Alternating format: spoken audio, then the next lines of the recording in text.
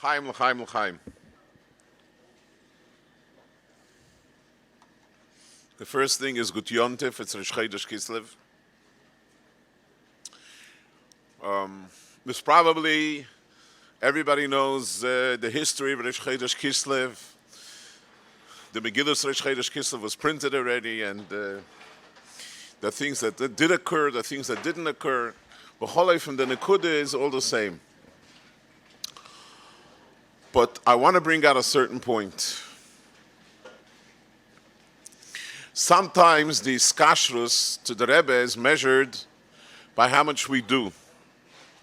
Sometimes this kashrus reaches a deeper part of the heart. What we saw in Shmini Atzeres is the deepest kashrus from Chassidim to the Rebbe, because Chassidim never experienced such a thing. Never experienced that the Rebbe suddenly in the middle of a kofis should not feel well, and the chash for the Rebbe's health, as we all know the history of it.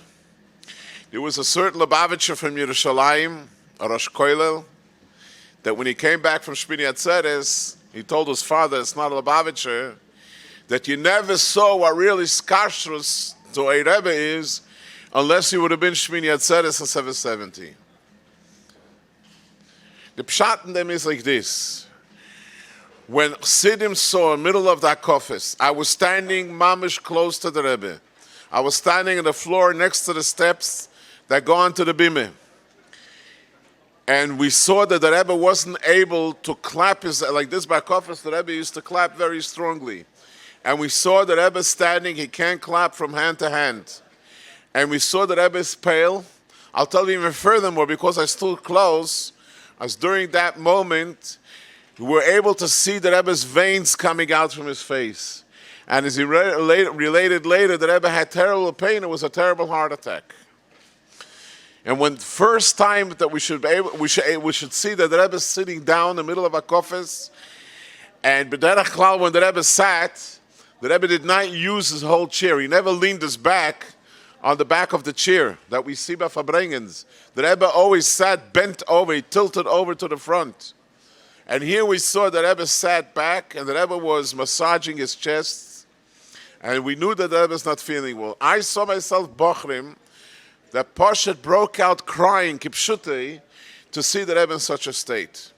The worst part of it was that b'shas Maaseh at night, when the doctor started to come, and we found out that it's not a plain heart attack, it's a terrible heart attack. And especially at 5:30 in the morning, as the doctors that were there saw, that the heart was mamish sakonis nefashos kipshute. Sakonis nefashos kipshute means, everybody knows that when the heart works, so on the monitor you see it goes up and down, up and down. But when you see a straight line going from the monitor from left to right, without any movement going up and down, means that the heart is not functioning at all. And that's exactly what they saw the doctors 5:30, and they did not know what to do, and the Rebbe was not in the hospital. All this leaked out. Then a week later, Dr. Lowen came. He was the one that taught medicine to Dr. Weiss and Dr. Resnik. And he, when he looked over the papers, he looked over the EKG test that they made from the Rebbe, he said the situation is much worse than what the doctors thought, what the doctors diagnosed. I remember walking in Kingston Avenue a week and a half after the Rebbe had the Shmini Atzeres. One of the doctors that was a shtickle Lubavitcher walked out of 770 and he saw me. And I saw he's white and he's trembling. He's pale and he's trembling. I asked him, what happened? He told me, if I would tell you what we heard from the doctor alone right now, I don't believe you'd be able to make another step. That's how bad it was. That means the doctor said that the Rebbe is still in a sakonis nefashos kipshutei. Then there was another aspect. We were used to seeing the Rebbe day in and day out. We saw the Rebbe constantly. Minche, Ma'ariv, every day we saw the Rebbe. Here the Rebbe is locked in his room. And we knew the reason that the Rebbe is locked in his room because the Rebbe is not feeling well. So the tension grew. I'll give you an example. On one of the Shabbosim, it was Take Shabbos, I think, Parshas Noach. The doctors allowed that the Rebbe should come out to Kriyas HaTeireh in the Zal, in the Beis Medrash upstairs. But only 40 Jungelite were allowed to go in to the Zal. Only 40 Jungelite were Agrole. A Bacher, not one Bacher was allowed to go in to the Zal. The Bachrim piled themselves up by the windows. And Rabbi Yael Kanzel Azayin Gesund came running with a stick. And he said, you're standing on the windows, you're blocking the air from entering the Zal. And we know how important it is that the Rebbe should have free air. And he chased away all the Bachrim. So what did the Bachrim do? They should be able to see the Rebbe. They went to the Rebbe's library. And on the fence, on the gate, the cement gate, the Bachrim were pushing. In front of the library, there's like a maike, a gate. And it's pretty wide. And suddenly the Rebbe noticed from the window, the Rebbe looked, and he saw from the window the way the Bachrim are all pushing from far. How far is it from the window, from the side of the sukkah? And the Bachrim are standing, and the Rebbe smiled. But whoever saw the Rebbe is very pale. And I'll explain you why. We see pictures from the Rebbe from Toshan Lamed Hey, and etc. We see the Rebbe is more full-sized. It's not Chas Shalom that the Rebbe didn't eat a lot. The Rebbe ate a lot of salt. The Rebbe used a lot of salt. The salt does not let the fluid of the body exit. When the Rebbe had the heart attack in Tosh Lamed Ches, the doctors took away the salt. They left him very little salt. B'meila, the Rebbe came down to his original size, and also the Rebbe looked very pale. Therefore, you have to understand the Matzav Ruach in 770, I cannot say was depression, but it was a terrible bitterness. You did not see a smile on the Bacher's face. You did not see a smile on Jungerman's face. Everybody in 770 was going around with his face, as we say, as the Matzav was. The doctors were mamlitz the Rebbe that he should walk. And therefore the doctors wanted the Rebbe to walk already out. You should go home 2-3 days before Rosh Chodesh. So the Rebbe said, Megalgalin schus liyoim zakai, and therefore we should wait till Rosh Chodesh. I remember that the doctors were the ones controlling all what's going out. Not so much the secretaries of the Rebbe, with the doctors. And it was made up that Rosh Chodesh Kislev, 6 o'clock in the evening, it was on a Thursday night, 6 o'clock in the evening, the Rebbe is going to leave 770. It came 6 o'clock, since the doctors felt the biggest mechutonim. The doctors told the Rebbe, there's a large crowd waiting you for Kabbalah Sponim. You have to understand that Chassidim or Maskirim from the Rebbe would never go tell the Rebbe, hey Rebbe, you know you have a crowd waiting for you. But the doctors were doctors, and that's what they felt. So the Rebbe said, if there's a crowd waiting outside, maybe we push it off for another hour till the crowd will disperse. That's what the Rebbe told the doctors. When it came 7 o'clock, so the crowd doubled and tripled, because everybody heard that the Rebbe is coming out, and it was very, very cold weather, and people were just mounting on, people were coming. So the doctors joked, and they told the Rebbe, if the Rebbe will push it off for another hour, they'll be taking planes from California to come to see the Rebbe. So the Rebbe said he'll go out now. He's not going to wait till the crowd swells up more and more. When the Rebbe walked out, and this is what I want to come to Rosh Chodesh Kislev, I don't want to emphasize more the zman of the time that we went around without heads, and the Bachrim were zerbrochen, and everybody was zerbrochen. I want to focus more on the Yom for Rosh Chodesh Kislev. When the Rebbe opened the door and walked out, we're speaking about spontaneously we started to sing Napoleon's March. It's not like the spontaneous march that you by the Kinus HaShluchim after the roll call. It was spontaneous kipshute. Why? When the Rebbe walked out with full glory. He didn't walk out slow. He walked out like he walked out before the heart attack. There were boys that thought that maybe the Rebbe will come out and the doctors will help him because the Rebbe looked pale and the Rebbe was very skinny.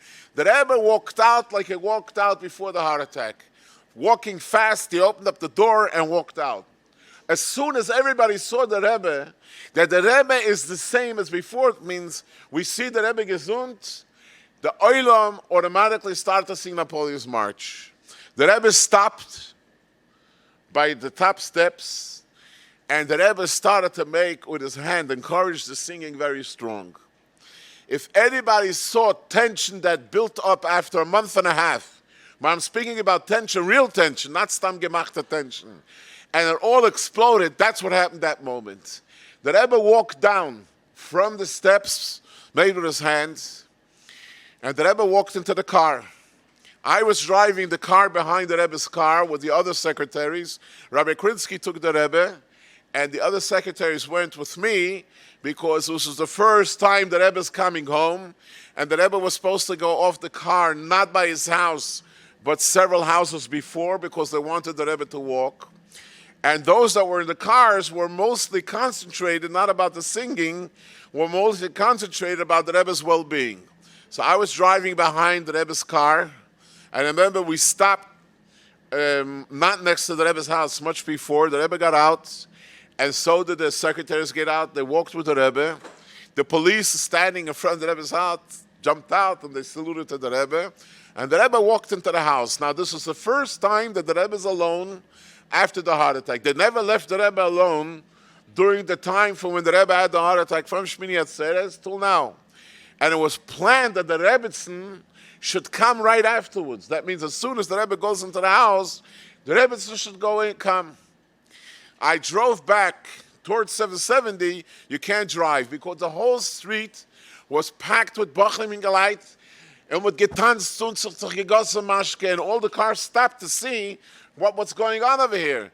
You could feel the enthusiasm in the air.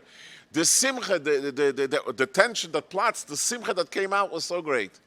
Al Kapanim, the Rebbetzin was supposed to go home, but she saw from the window from the second floor what's going on, and the Rebbetzin was such a person that did not want any type of COVID, and she knew that if she'll go out now, they'll make a whole issue from her.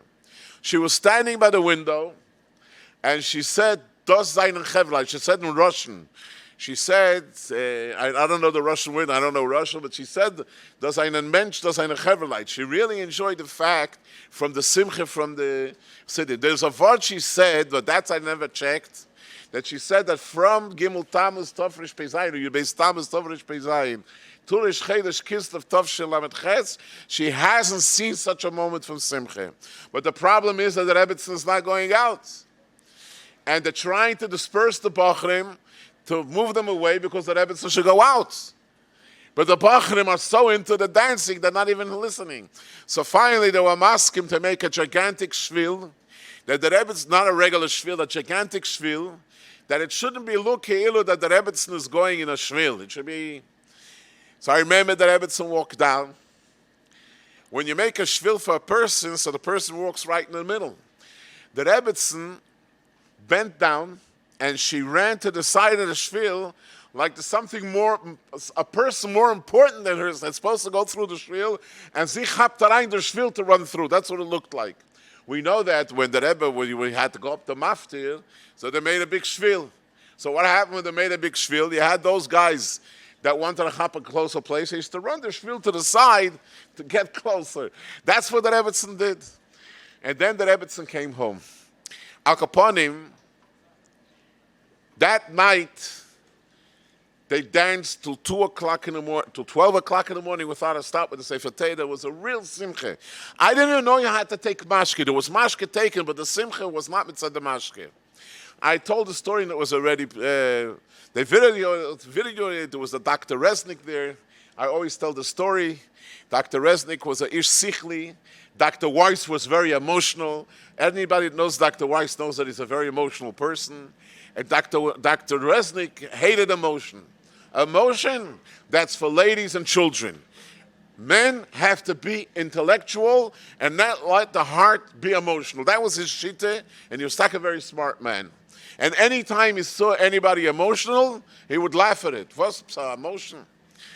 They gave him, because he was the doctor on the premises, they gave him that Holler's room, Reb Shlomo Zalchi's room, what was called Reb David Raskin's room. Reb Shlomo remembers it. They put in a bed, and the doctor was there.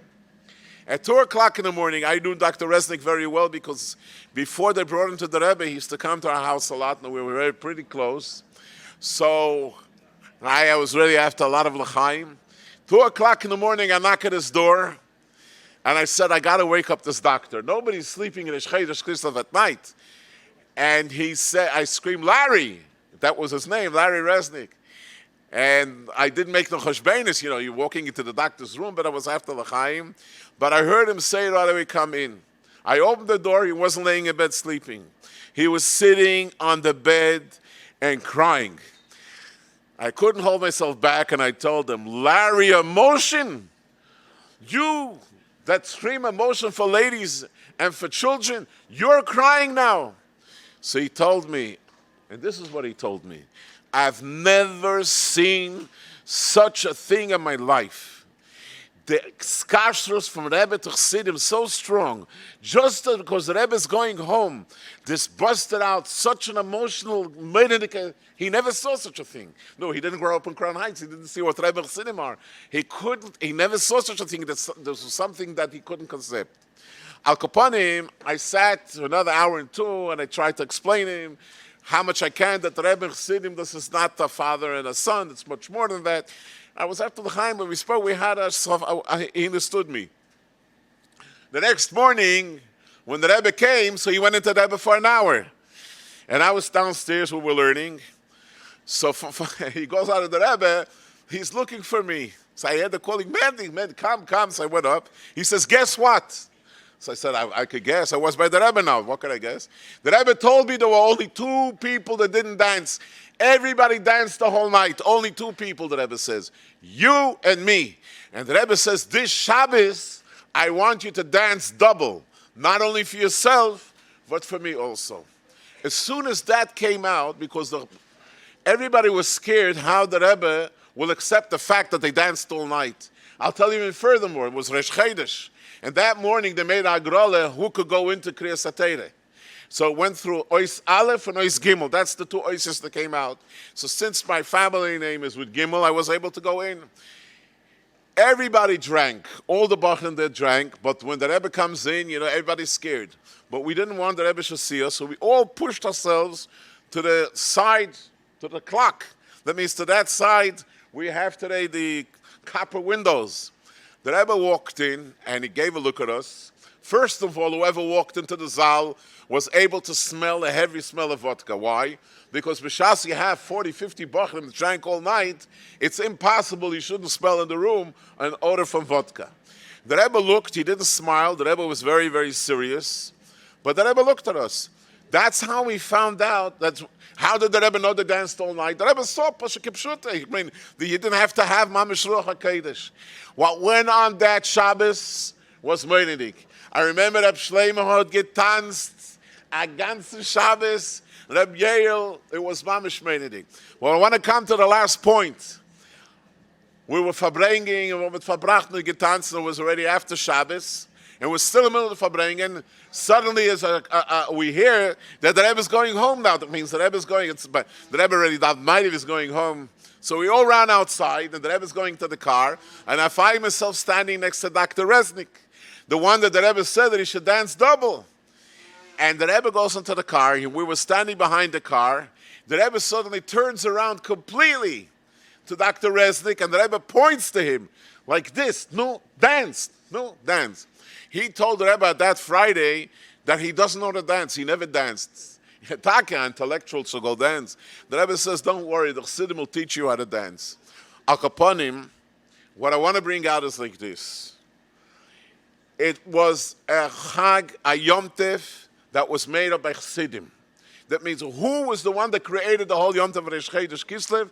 That was Chassidim. And the Rebbe accepted it. And the Rebbe not only accepted it, the Rebbe encouraged it.